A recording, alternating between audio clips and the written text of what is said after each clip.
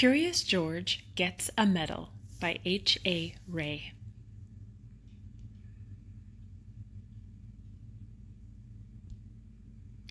This is George. He lived with his friend, the man with the yellow hat. He was a good little monkey and always very curious. George was alone this morning, looking at a picture book, when the doorbell rang. It was the mailman. "Here's a letter for you," he said.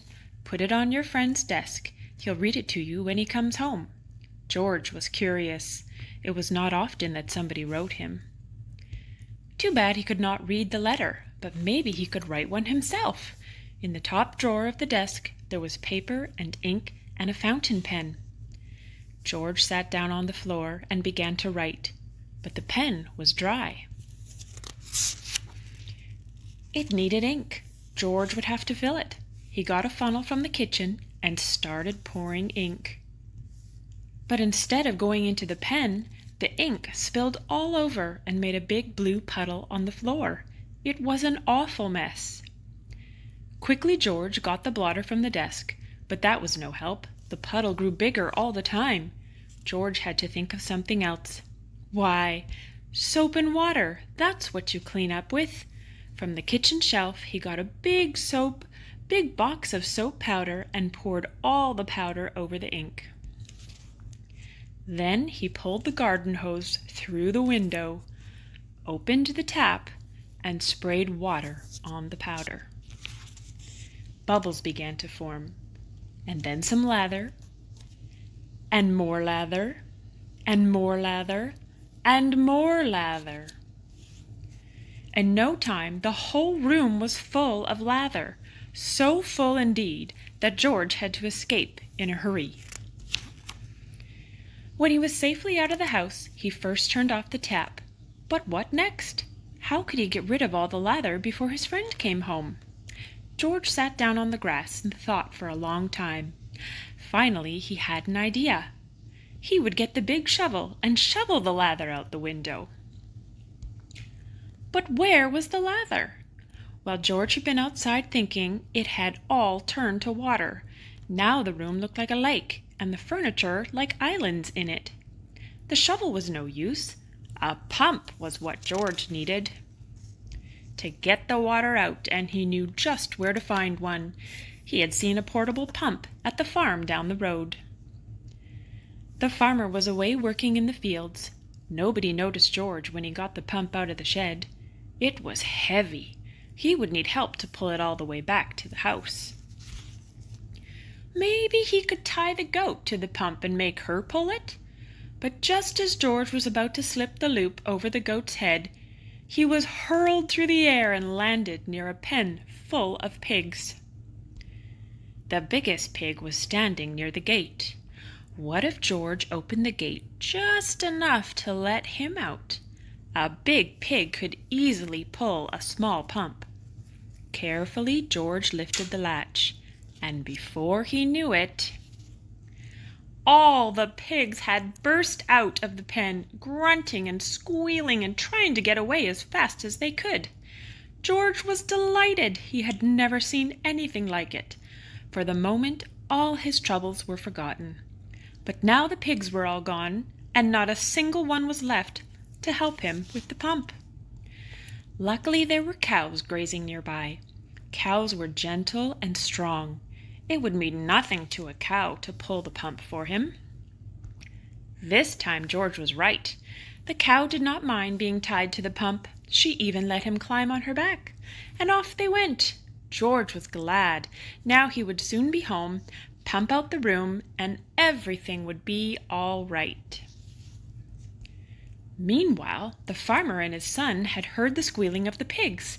They rushed home from the fields and now had their hands full catching all the pigs.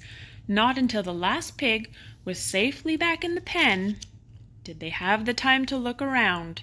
And what did they see? A little monkey riding on their cow, making off with their pump.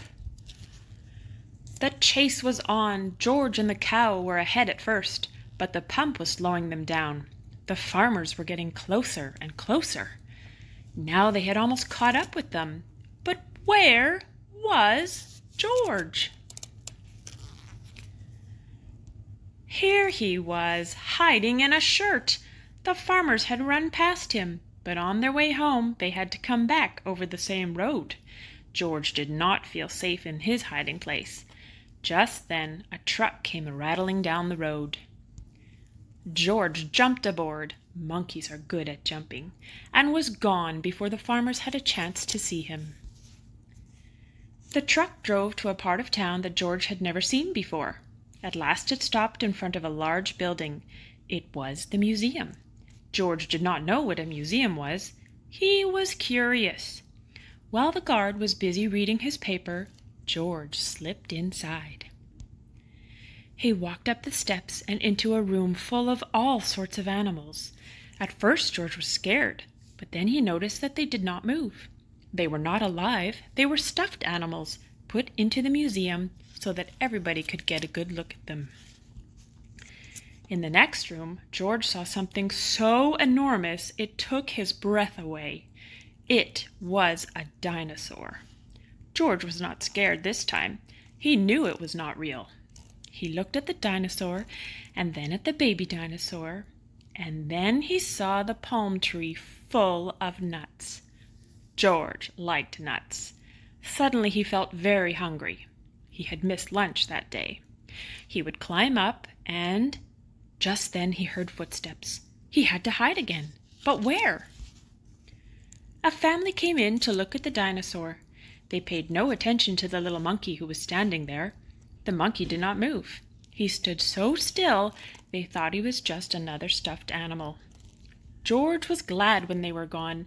Now he could pick the nuts. He climbed up the dinosaur's neck and started to pull, but the nuts would not come off. George did not know that they were not real either. He pulled harder and harder. The tree began to sway. Crash! Down came the tree on the dinosaur's head, down came the dinosaur, and down came George. Guards came rushing in from all sides, and underneath the fallen dinosaur they found a little monkey. They pulled him out of there and brought him to Professor Wiseman, who was the director of the museum. Professor Wiseman was terribly angry. "Lock that naughty monkey up right away," he said, "and take him back to the zoo. He must have run away from there." George was carried off in a cage. He felt so ashamed.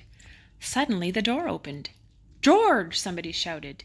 It was his friend, the man with the yellow hat. "It seems you got yourself into a lot of trouble today," he said. "But maybe this letter here will get you out of it. It's from Professor Wiseman. He needs your help for an experiment. I found it on my desk at home, but I couldn't find you anywhere, so I came over here to talk to the professor." And this is what the letter said. "Dear George, a small spaceship has been built by our experimental station. It is too small for a man, but could carry a little monkey. Would you be willing to go up in it? I have never met you, but I hear that you are a bright little monkey who can do all sorts of things, and that is just what we need. We want you to do something nobody has ever done before. Bail out of a spaceship in flight.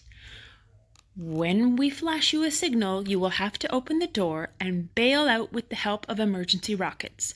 We hope that you are willing and that your friend will permit you to go. Gratefully yours, Professor Wiseman, Director of the Science Museum."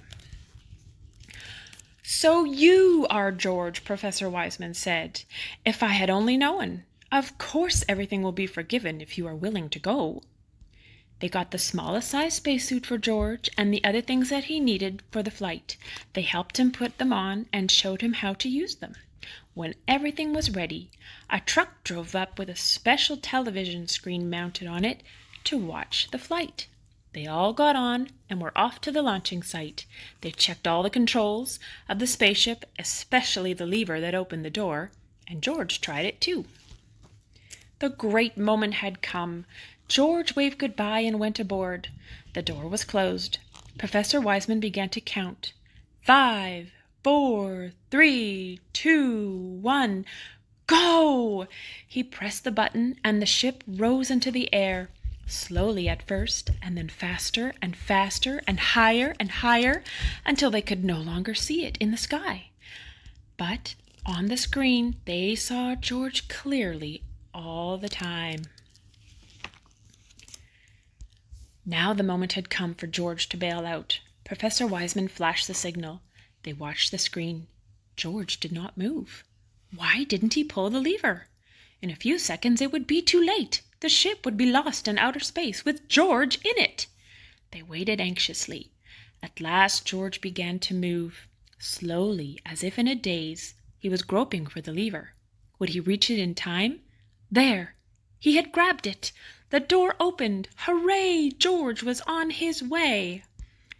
Out of the blue, an open parachute came floating down to earth. The truck raced over to the spot where George would land. What a welcome for George! Professor Wiseman hung a big golden medal around his neck. Because, he said, you are the first living being to come back to Earth from a space flight.